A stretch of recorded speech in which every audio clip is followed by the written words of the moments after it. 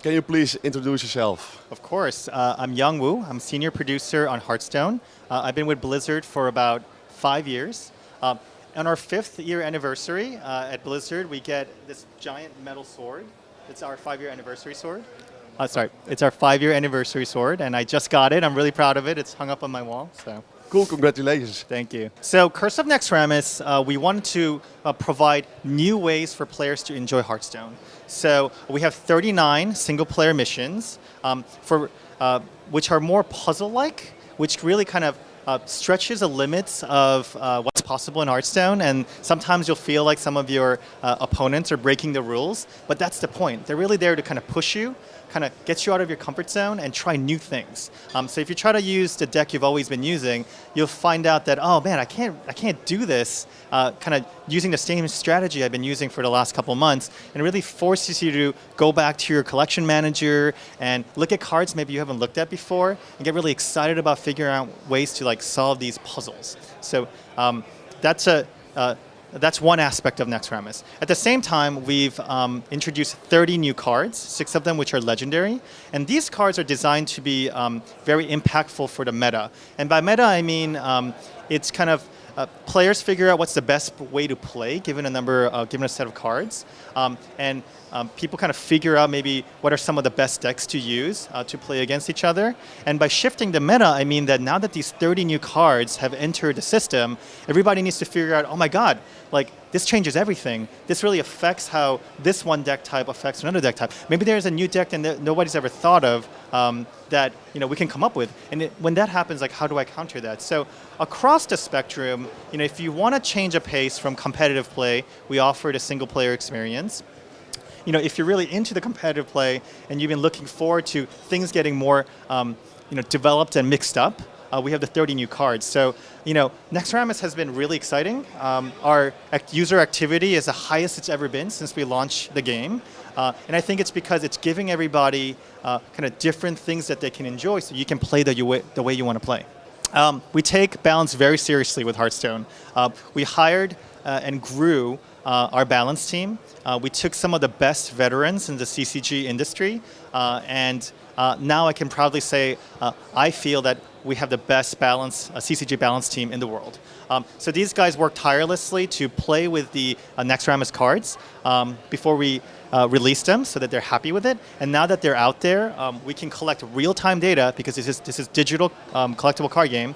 We can get real-time data on what people are doing and what decks are evolving so that our designers understand what's going on quickly so that we can kind of maybe introduce new cards to kind of affect that in the future, or otherwise figure out if there is anything going on that we need to know about.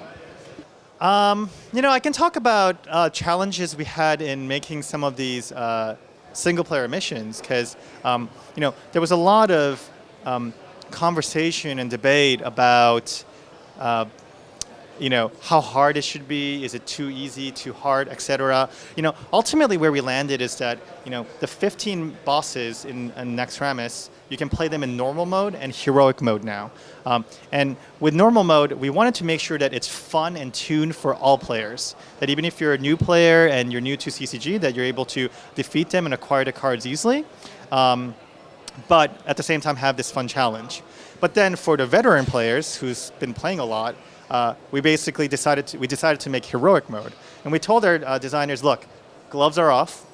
Don't worry about it. Like, don't worry about people who can't finish this, because it's designed to be optional. Just do crazy things. Make it just shy of impossible. So, when we first started doing it, it was very challenging because, a lot of times we ended up making opponents that are actually impossible to beat. And, kind of finding that right balance of like too hard to just hard enough, was a lot of work, and it was a big challenge you have to overcome.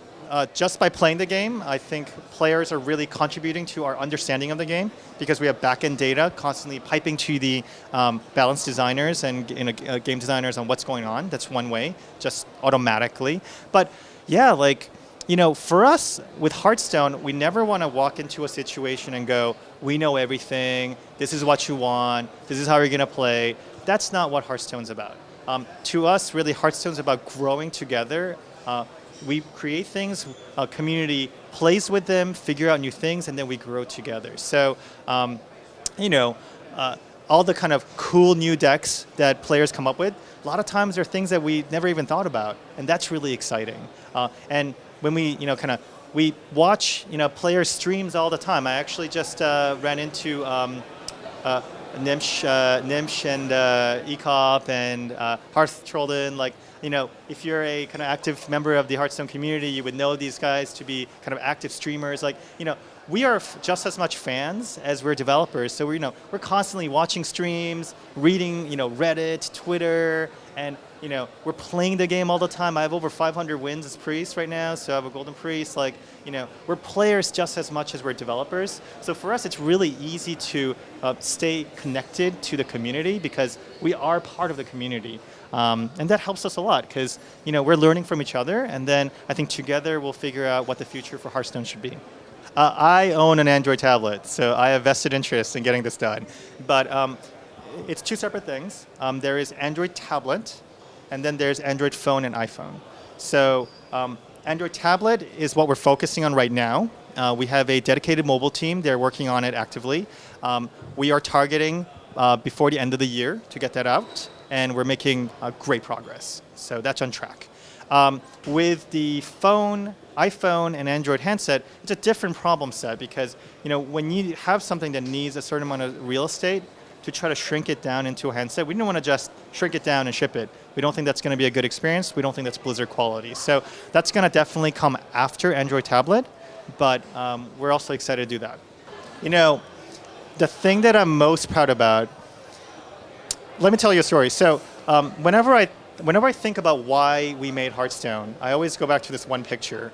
And it's a picture we come back to very often. It's a picture from about 15 years ago. And it's a picture of Mike Morheim and Bob Fitch. He's our lead engineer on Hearthstone. Actually, 15 years ago, he worked on StarCraft 1. I actually grew up playing StarCraft 1 in high school. So I'm now working with the guy who made StarCraft 1, so it's an amazing experience for me. But it's a picture of, much younger Mike Morheim and Bob Fitch. They're on the floor, on the carpet, in their shorts, and they're playing collectible card game together. And I look at that picture and I'm like, this is why we make Hearthstone, because everybody at Blizzard, we love the collectible card game genre, and we know how much fun it is. We over the last 10 plus years, we've gotten so much joy out of it, and we've gotten so much love from playing that game.